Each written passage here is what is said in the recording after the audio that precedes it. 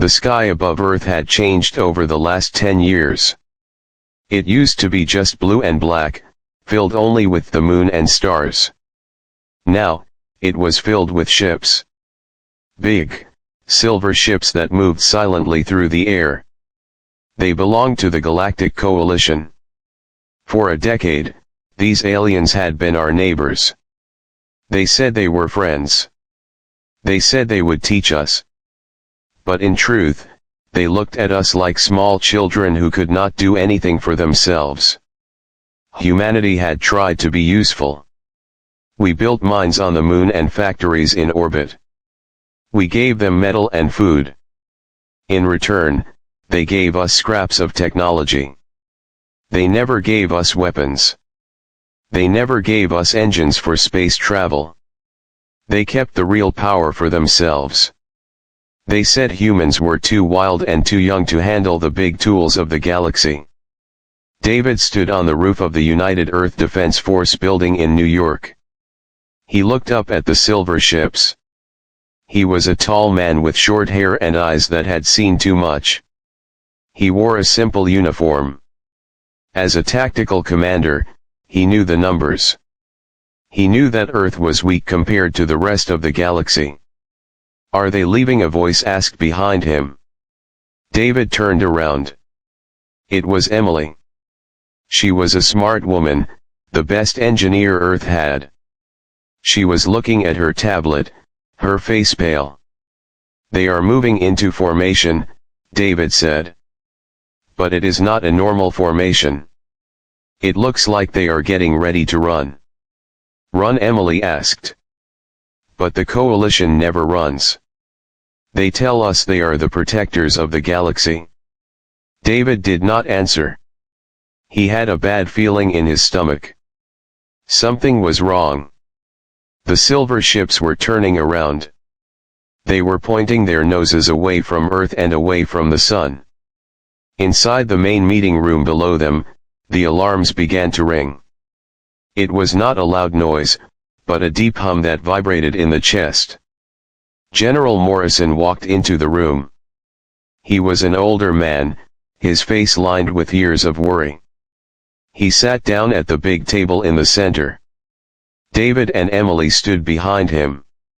In the middle of the table, a hologram flickered to life. It showed the face of an alien. It was High Commandant Zilvor.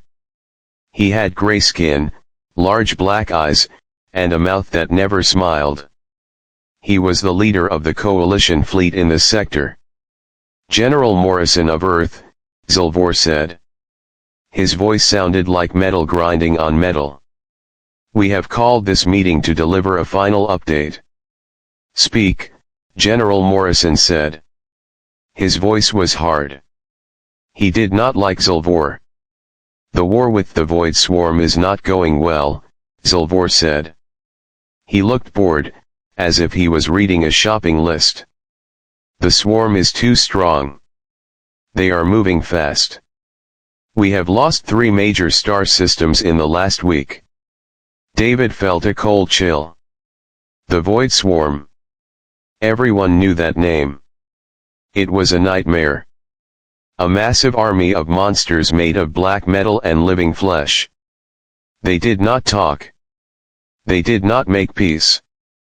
They only destroyed. "We are pulling back our lines," Zilvor continued. "We must protect the core worlds. These are the oldest and most important planets in our civilization. We cannot spare ships for the Outer Rim territories. Including yours." The room went silent. Emily gripped her tablet so hard her knuckles turned white. David took a step forward. "What are you saying?" David asked. "You are leaving." Zilvor looked at David. His black eyes showed no emotion. "I am saying that your solar system is a strategic loss. If we try to defend you, the core worlds will be weak. We cannot allow that. The math is clear. Earth is not worth saving." David felt anger rise in his chest. "We are people. We are 7 billion souls. You cannot just leave us here to die. We can, and we will, Zalvor said coldly. Do not worry. The swarm will consume you quickly. It will be painless. No. General Morrison slammed his hand on the table. You made a promise to protect us. We helped you. And you have been paid, Zalvor said. Now, the discussion is over. Goodbye, humans. Perish with dignity. The hologram vanished. The screen went dark. For a second, nobody moved. Then, the ground began to shake. It was not an earthquake. Outside the window, the sky turned purple. Massive energy generators, which the coalition had built on the moon years ago, were turning on. A bright wall of light shot up from the moon, circling the whole solar system. It moved fast, expanding until it touched the edge of space. It was the curtain. A barrier to block the stars. It is a shield, Emily whispered, tears running down her face. But it is not to keep the monsters out. It is to keep us in. Through the purple light of the curtain, the silver ships of the coalition accelerated. They turned into streaks of light and disappeared. They were gone. They had left. They had left Earth alone in the dark, with the monsters coming. On the streets of New York, panic began. People saw the purple sky. They heard the news on the radio. The coalition had abandoned them. Riots started. Cars crashed. Sirens wailed everywhere. General Morrison stood up. He looked old, but he stood straight. He looked at David and then at Emily. He saw the fear in their eyes, but he also saw something else. He saw fire. Cry later, Morrison said. Panic later. Right now, we have work to do. He walked to the main communication panel. He pressed a red button. This connected him to every radio, every television, and every screen on the planet. The whole world stopped to listen. Citizens of Earth, Morrison's voice boomed. It was strong. It was the voice of a leader. I speak to you with hard news. Our friends in the stars have betrayed us. They have built a wall around us and left us to face the swarm alone. They think we are weak. They think we will fall. David watched the screen. He saw people in the streets stopping to look up at the big screens in Times Square. They have left us to perish, Morrison continued, but they do not know who we are. They do not know what humans are made of. We have faced extinction before, and we survived. We will survive this too. I am declaring martial law. There will be no more countries fighting each other. There are no more Americans, no more Europeans, no more Asians. We are one people. We are humanity. Morrison paused for a moment. They closed the door on us, he said. So we will build our own door. They took away their ships. So we will build our own. We will turn this planet into a fortress. We will turn our minds into factories. We will turn our tools into weapons. David looked at Emily. She was wiping her tears away. Her mind was already racing. She was thinking of engines. She was thinking of guns. Do not fear the dark, Morrison said, his voice rising. Because we are the light that burns in the dark. They left us to die. But I tell you this, we will not die. We will fight.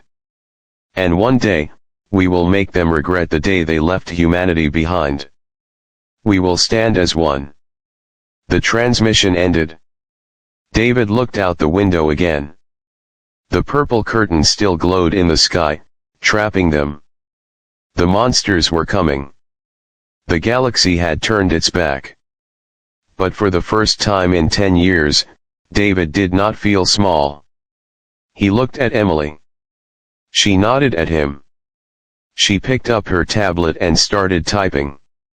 "Let's get to work," David said. The galaxy had left them to perish.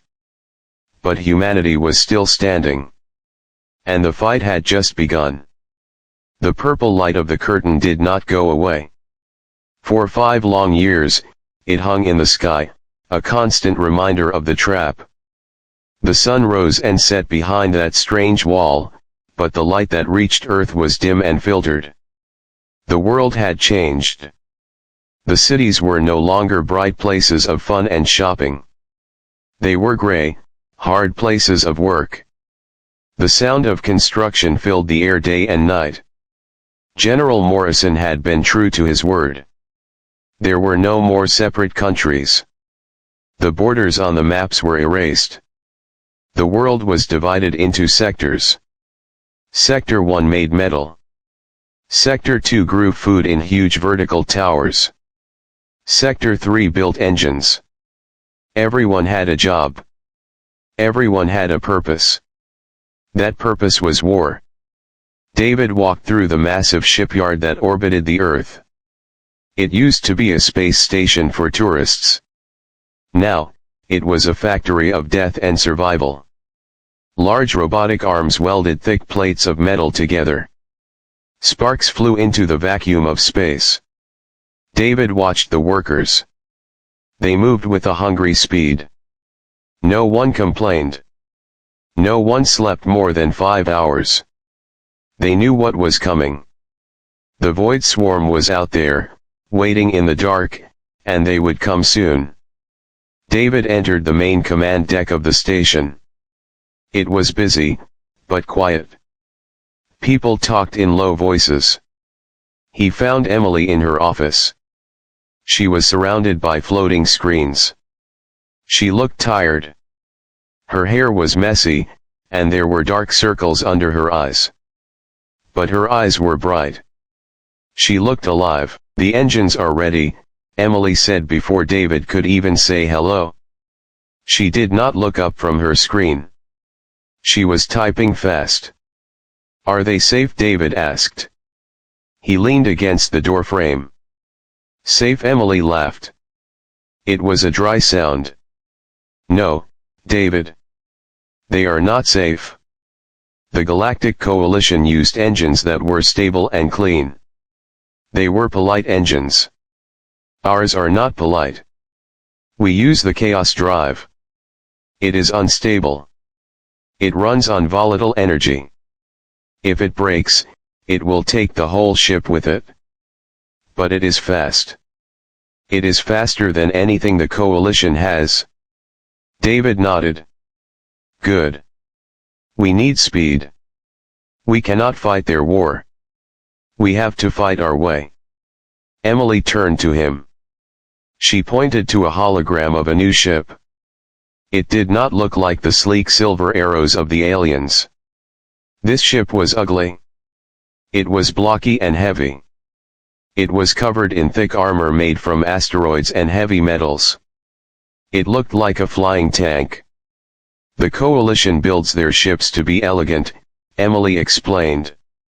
"They believe in shields and energy barriers. I do not trust shields. They break too easily. So, we built this. The Aegis class. It has 3 layers of solid steel. It can take a hit and keep flying. It uses simple railguns. Big metal sticks that shoot heavy rocks at incredible speed. No lasers. Just kinetic force. It is brutal.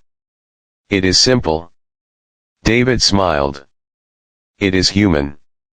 Over the next few months, David took these new ships out to test. He was in charge of training the pilots. These were not soldiers from the old days. They were miners, truck drivers, and young people who had grown up under the curtain. They were angry, and David needed to channel that anger. In the simulation room, David watched a pilot named James try to defeat a computer program. The program was set up to fight like a coalition ship. It moved in smooth curves. It calculated everything. "You are dead," the computer said. James had been shot down. "Again," James said, slamming his fist on the console. "Stop," David said. He walked over to the pilot. "You are trying to fly like them. You are trying to be smart. Be stupid. Be unpredictable." Sir James looked confused. "The coalition relies on math," David said. "They calculate where you will go. They shoot at where you should be. Do not go there. Go where they do not expect. If you are about to crash, don't pull up. Crash on purpose. Spin. Flip. Do crazy things. Make their computers confused." David took the seat himself for the next run. The simulation started. The enemy ship fired a laser. David did not dodge to the left or right. He punched the engines and flew straight at the enemy ship. He released a cloud of debris, then spun his ship wildly. The enemy ship tried to track him, but the spinning confused its sensors. At the last second, David stopped spinning and fired his railguns. The heavy metal slugs tore the enemy ship apart. "See," David said, standing up. "They expect logic. Give them chaos." This became the strategy of the Iron Fleet. The fleet was a strange collection of ships. Some were heavy warships like Emily's Aegis class. Others were old mining ships with guns welded onto them. They painted them all dark gray or black. They looked like a pack of wolves. David and Emily spent their evenings on the balcony of the command center, looking down at the earth. "Do you think we are ready?" Emily asked one night. She held a cup of warm coffee. The air was cold, but the coffee helped. "The ships are ready," David said. "The guns are ready. But are we? We are fighting monsters, Emily. The swarm does not feel fear. It just eats." "We are worse," Emily said quietly. "We were left to die by our friends. That creates a special kind of hate. I have worked on the weapons for 5 years. I put hate into every bolt. The aliens think we are weak because we are emotional. They think logic is strength. But they are wrong. Love, hate, anger, these are fuel. We will burn longer and hotter than any star." David looked at her. He saw the determination in her face. He realized that the galaxy had made a mistake. They had underestimated humanity. They thought that by leaving them alone, humanity would fade away. Instead, the isolation had made humanity strong. Like a diamond formed under pressure, the human spirit had become hard. 5 years of drilling, of building, of screaming at the stars. The solar system was no longer a home. It was a weapon factory. Every man, woman, and child knew how to load a gun or build a bomb. "Get some sleep, Emily," David said softly. "Tomorrow we run the final simulation. If we pass, we go to the edge of the curtain. We will be waiting for them." She nodded and finished her coffee. "We will be waiting." David watched her leave. He turned back to look at the purple glow of the barrier. It was meant to be their tomb. Instead, it was their shield while they prepared. The galaxy had left them to perish. They did not know that in the dark, humanity had learned to see in the dark. They were not just surviving anymore. They were preparing to hunt. The silence in the solar system was broken by a sound that no human ear had ever heard before. It was not a noise like an explosion or a scream. It was a deep, vibrating hum that rattled the bones of everyone on Earth.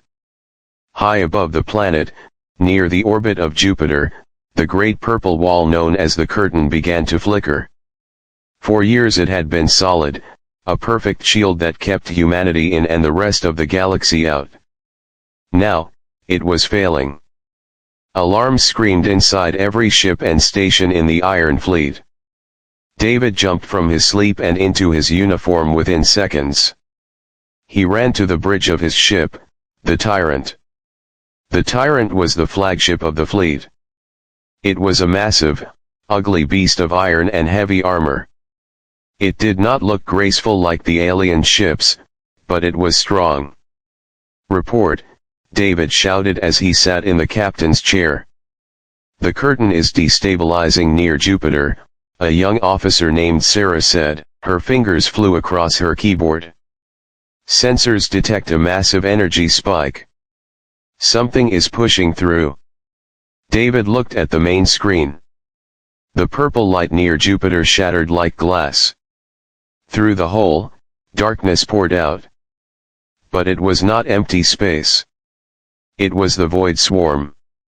Thousands of black shapes moved into the solar system. They looked like giant insects made of metal and flesh. They had sharp claws and many eyes that glowed red. They moved together like a flood of black water. General Morrison's voice came over the radio. It was calm and steady.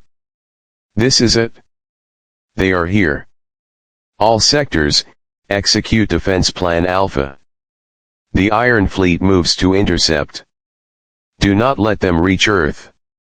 Sound the battle stations," David ordered. His voice was hard, like steel. "Today, we make them pay." The Iron Fleet, which had been hiding behind the moons of Jupiter, revealed itself.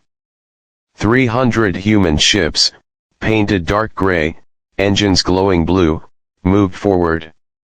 They did not fly in neat lines like the coalition. They flew in a swarm, just like the enemy. They were chaotic but fast. "Fire at will," David commanded. The human ships opened fire. They did not use fancy lasers. They used massive rail guns. These guns used magnets to shoot heavy metal slugs at incredible speeds. The slugs smashed into the front lines of the swarm. The impact was devastating.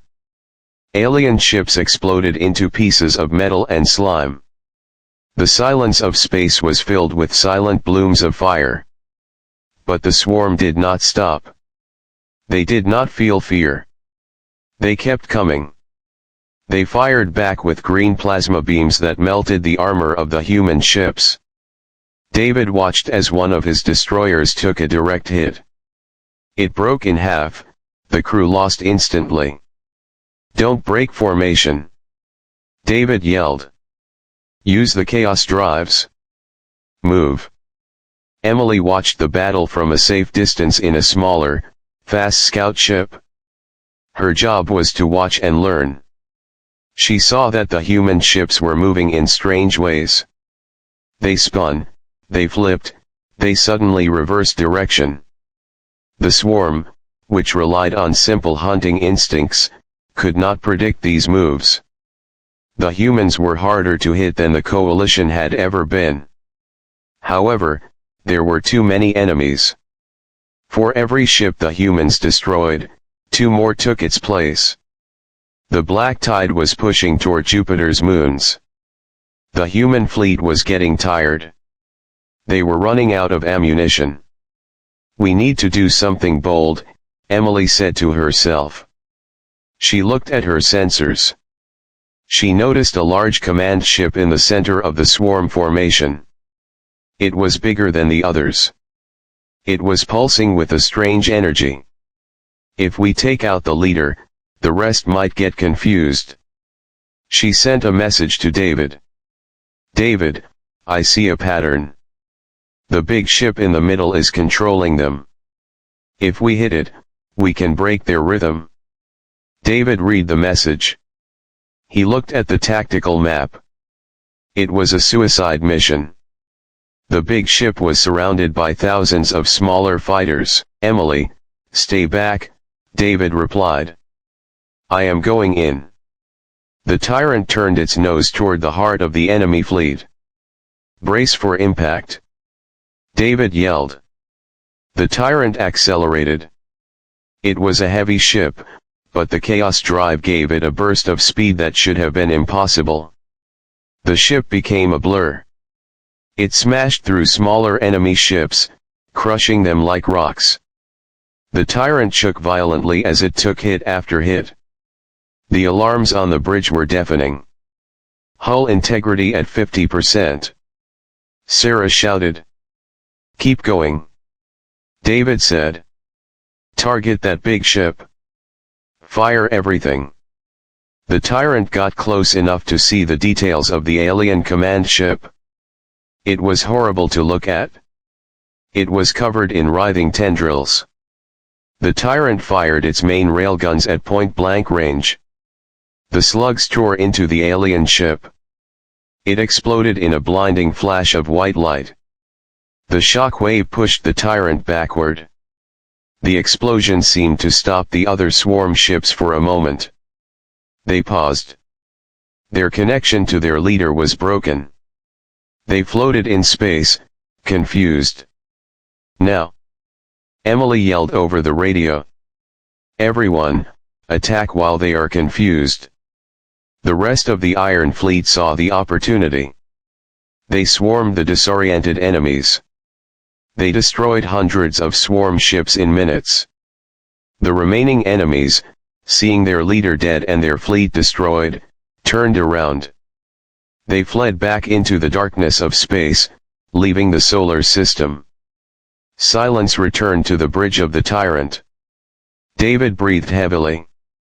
He looked at the damage reports. Many human ships were gone. But Earth was safe.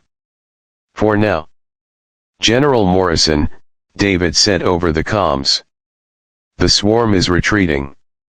We won. Good work, Commander, the general said. But do not celebrate yet. We found something in the wreckage. After the battle, David and Emily met on a debris field near Jupiter. They were in spacesuits, inspecting the remains of the alien command ship. Emily held a small device in her hand. It was a black box, similar to the flight recorders on human planes. I have been decoding this, Emily said. The swarm is not just a wild animal. They are running away from something, too. But that is not the most important part. She connected the device to her tablet and showed David a map. It showed the solar system, and the curtain surrounding it. The swarm was able to get through because the curtain has a frequency code, Emily explained. It opens for specific signals. The coalition has the key. But look at this.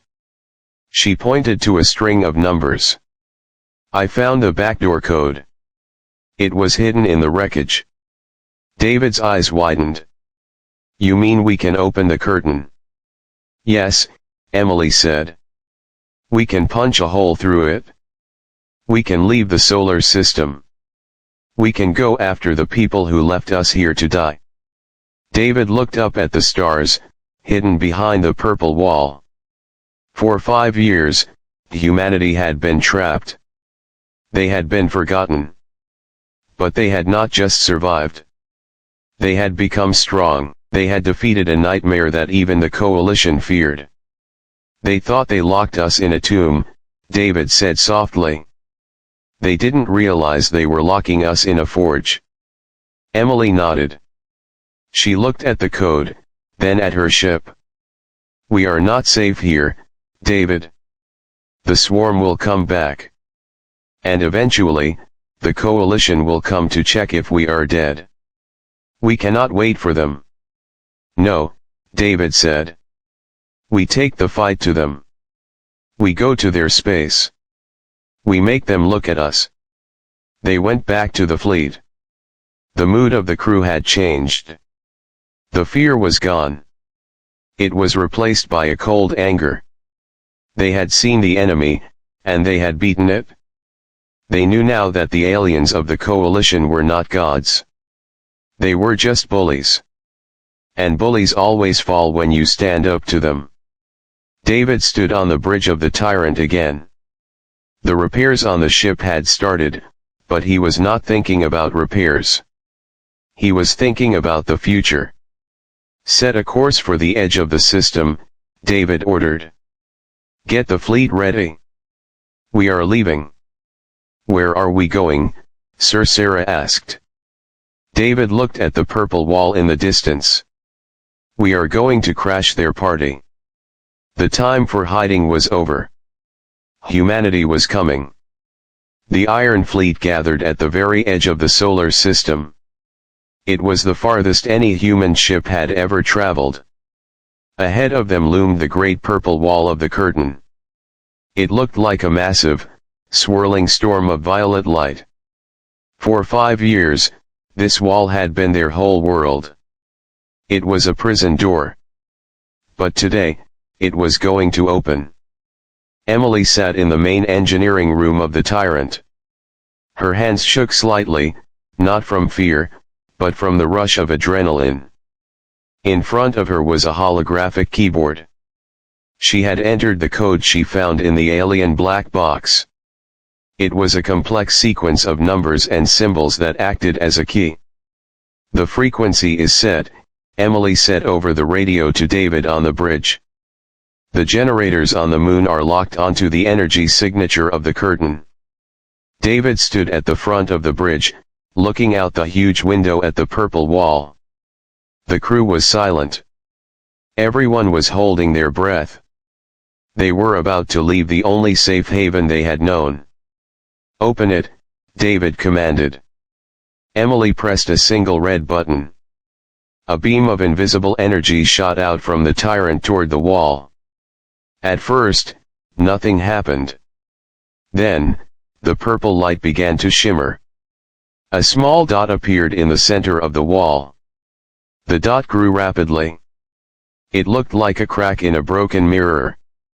The sound of the energy tearing apart was deafening, a high-pitched screech that vibrated through the metal floors of the ships. The massive wall of the curtain shattered into millions of pieces of fading light. The way was clear. Beyond the broken wall, the stars shone bright and undisturbed. Move! David shouted. The fleet is moving out. Stay together. The 300 ships of the Iron Fleet engaged their engines. They flew forward, crossing the line where the prison used to be. It was a symbolic moment for everyone on board. They were leaving the graveyard the galaxy had made for them. As they entered the deep space of the Galactic Coalition, the view changed drastically. In the Sol system, space was dark and empty, guarded by the wall. But out here, the galaxy was alive. They saw a busy trade lane just a few light years away. There were large, beautiful ships moving slowly between stars. These ships were sleek and silver, painted with bright lights. They were luxury liners and cargo vessels from many different alien worlds. David watched these ships on the screen. They looked so peaceful. They had no idea what had just happened. They are living their lives, David said, his voice filled with a cold anger. They are trading, singing, and sleeping. While we were down there, fighting monsters in the dark. Focus, David, Emily said, coming onto the bridge. We are on their sensors now. They know we are here. She was right. A signal came through to the Tyrant. It was a hailing frequency from the local security forces. Unidentified fleet, a smooth, arrogant voice said. You have just exited a restricted zone. This area is under the protection of the Galactic Coalition. Stop your engines immediately and prepare to be scanned. David opened the channel. This is the Iron Fleet of Earth. We are passing through. We do not answer to the Coalition anymore. Earth, the alien voice sounded confused. Earth is a quarantine zone. The humans there were supposed to be dead or destroyed by the swarm. You cannot be from Earth. Identify yourselves honestly or we will open fire. I am Commander David of the United Earth Defense Force, David said clearly. And we are not stopping. 3 small silver ships, clearly border patrol ships, detached from a nearby space station. They flew toward the Iron Fleet at high speed. They were fast and graceful, but they were small compared to David's heavy battleships.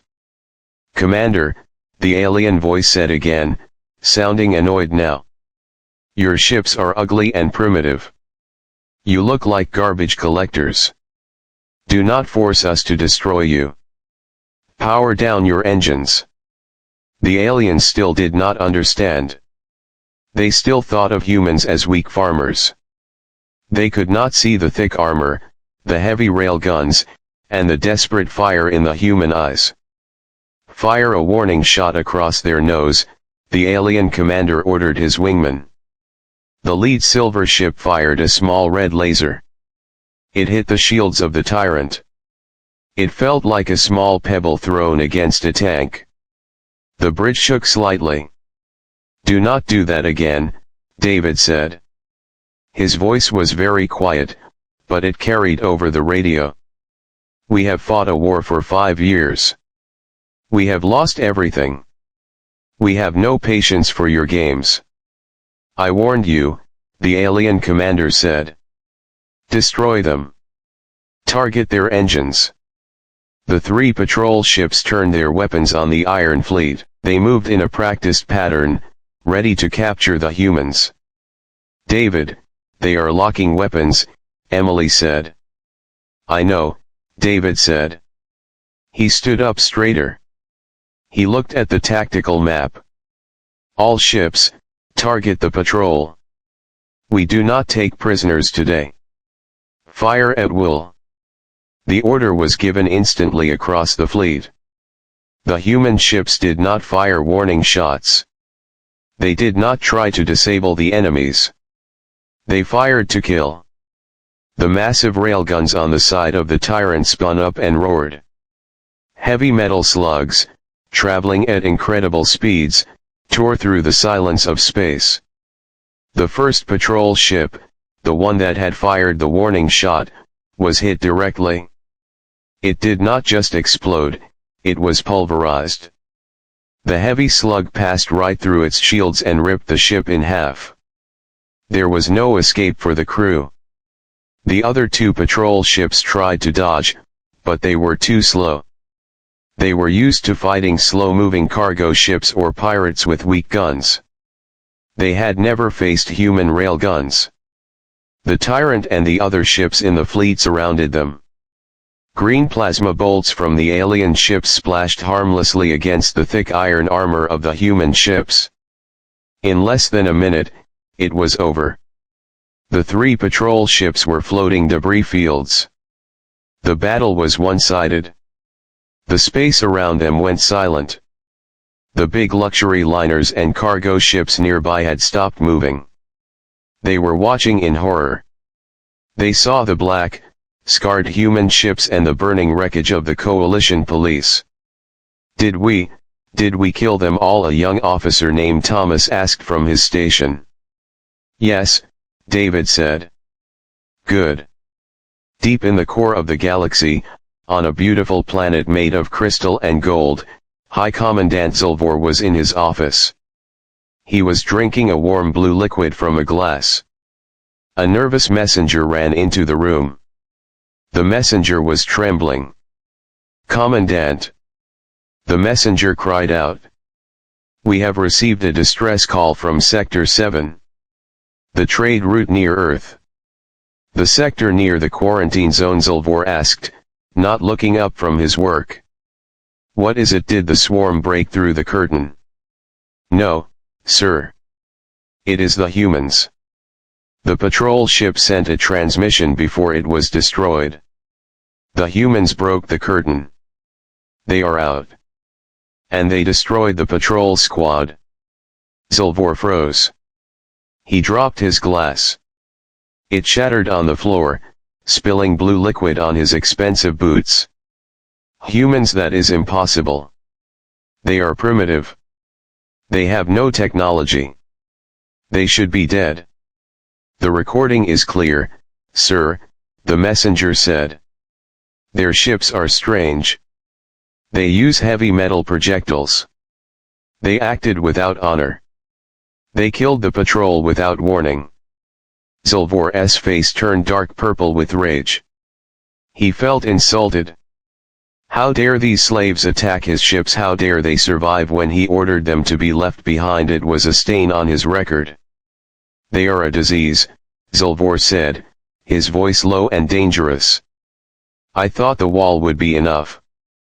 I was wrong. We must clean up our mess before the other councils hear about it. He walked to his communication console and pressed a button. This is Zolvor. Prepare the 7th Fleet. Send our best battleships and dreadnoughts. Go to the hole in the curtain. Find these human ships and destroy them. Do not capture them. Do not talk to them. Erase them. Show the galaxy that no one escapes the coalition. Yes, Commandant, the voice replied. Zolvor looked at the star map on his wall. He did not feel fear. He only felt annoyance. He thought this would be easy. He thought he could just swat them like flies. He did not know that the flies had become dragons. He did not know that humanity had spent 5 years learning how to kill monsters. David sat back in his chair on the Tyrant. He watched the debris of the patrol ships float away. They know we are here now, Emily, David said. Good, Emily replied, looking at her screens. Now they have to look at us. The galaxy was shocked. The rumor would spread fast. The humans were not dead. The humans were angry. And they were coming. The space between the stars was quiet and cold. The Iron Fleet floated in the darkness, looking like a pack of dark, angry wolves. They did not have to wait long. Suddenly, the space in front of them twisted and rippled. Huge, shining ships appeared out of thin air. It was the 7th Fleet of the Galactic Coalition. There were 1,000 of them. Their ships were long, silver, and sleek. They glowed with soft blue lights. They were beautiful, like perfect jewels in the void. Compared to these elegant giants, the human ships looked like rusty scrap metal. David stood on the bridge of the Tyrant. He watched the enemy fleet spread out in a perfect arc. It was a breathtaking display of power and order. They are hailing us, Emily said. Her voice was calm. Put him on screen, David said. The main flickered to life. The face of High Commandant Zolvor appeared. He looked the same as before, arrogant, cold, and superior. He sneered at the camera. Earth vermin, Zolvor said. I am surprised you crawled out of your hole. You survived the swarm. It is impressive for such primitive creatures. But you are nothing compared to the might of the coalition. You are a bug in a house of giants. Surrender now, and I will destroy your ships quickly. It will be painless. Resist, and I will make you suffer. David looked at the alien commander. He did not feel fear. He only felt a deep, burning rage. You left us to die, David said. You locked the door and threw away the key. You do not get to decide when we die anymore. Zolvor laughed. Fool. Open fire. The silver ships moved in perfect sync. Thousands of blue laser beams shot toward the human fleet. The battle began. The coalition attacked with precision and elegance. But they were used to fighting ships that used shields and energy barriers. They did not know how to fight the Iron Fleet. The human ships did not dodge like the aliens did. They turned their thick, armored fronts toward the lasers. The blue beams hit the heavy metal plates and splashed harmlessly. The armor held. Then, the human ships fired back. They did not use lasers. They used railguns. Rat-tat-tat-tat. The sound of the guns vibrated through the hull. Heavy metal slugs tore through space. They smashed into the silver ships. The elegant shields of the coalition cracked under the brute force of the kinetic weapons. A beautiful silver cruiser exploded into silence as a heavy slug pierced its reactor. The battle was not elegant. It was ugly, loud, and brutal. Suddenly, a new alarm screamed on the bridge. It was a sound David knew well. Incoming signature. Sarah shouted. It is the swarm. They are dropping out of warp right behind us. David looked at the tactical map. A massive wave of black, insectoid ships appeared, emerging from the darkness. They had followed the humans through the hole in the curtain. The swarm was hungry. Zilvor saw the swarm on his screen too. For the first time, his arrogant look turned to fear. No. He shouted over the radio. The monsters. All ships, break formation. Target the swarm. Target the swarm. The coalition fleet panicked. They turned their perfect lines to face the new threat. They forgot about the humans. They were terrified of the void swarm. They started to fire wildly at the black monsters. Emily looked at David. A wild smile was on her face. They are scared, David. They are so scared of the swarm that they have forgotten us. Good, David said. Chaos is our friend. Order is their weakness. Attack them now, Emily said. While they are looking at the swarm. Hit them from behind. David grabbed the microphone. All ships, forward. Do not fire at the swarm. Ignore the monsters. Charge the coalition. Show them what humans are made of. The Iron Fleet roared to life. They turned their backs on the swarm and flew straight at the confused coalition fleet. It was a suicidal move. They were flying into a crossfire between the two most powerful forces in the galaxy. The Tyrant led the way. It flew past the swarm ships, dodging their green plasma, and crashed into the rear lines of the coalition. The humans were fighting with a madness the aliens had never seen. They were like trapped animals that had broken free. Target the command ship. David yelled. Zilvor is mine. The Tyrant pushed its engines to the limit. The Chaos Drive screamed under the stress. The ship moved so fast it blurred. It smashed through smaller enemy ships, crushing them. Emily rerouted all power to the forward shields. They are trying to block us. Emily shouted. Ram them. David ordered. The huge silver command ship of Zilvor loomed ahead. It was massive, the size of a city. Zilvor's face appeared on the screen again, but this time he was screaming. Stop. Stay back. You are mad. You are all mad. David did not reply, he gripped the controls. We are not mad, he whispered. We are free. The Tyrant hit the enemy ship like a bullet hitting a glass bottle. The impact was catastrophic. The armor of the Tyrant held, but the front of the ship crumpled as it tore through the engine room of the enemy flagship. Sparks flew, consoles exploded, and the lights went out on the bridge. David held on as the world spun. A massive fireball consumed the coalition command ship. Zilvor vanished in the explosion. The shock wave knocked the other ships away. The death of their leader broke the will of the coalition fleet. They saw the human ships coming, covered in fire, ignoring the swarm, and they panicked. The silver ships turned and ran. They activated their warp drives and disappeared, leaving the space behind them empty. The swarm, seeing the enemies flee, paused. They looked at the human fleet. The humans were ready to fight to the death. But the swarm was confused. Their leaders were gone, and the humans were not running away. The black monsters hesitated, then slowly turned back toward the dark space they came from, disappearing into the shadows. Silence returned to the sector.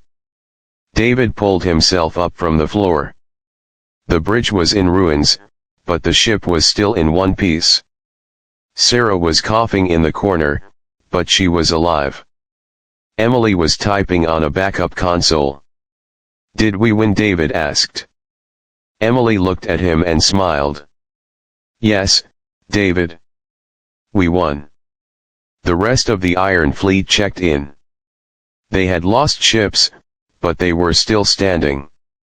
The galaxy was watching.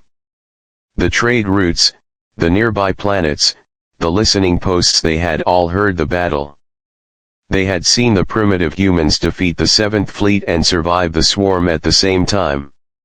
David walked to the main communication array. He knew the whole galaxy was listening. He took a deep breath. "This is Commander David of the Iron Fleet," he said. His voice was tired, but it was strong. "To the Galactic Coalition. You locked the door and threw away the key. You thought we would starve. You thought we would scream.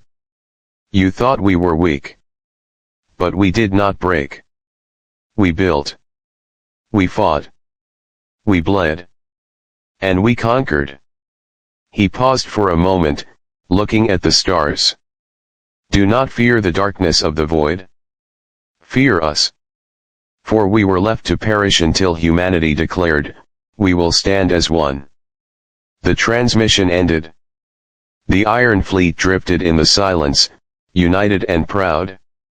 The galaxy would never forget them. Humanity was no longer the child. Humanity was the storm.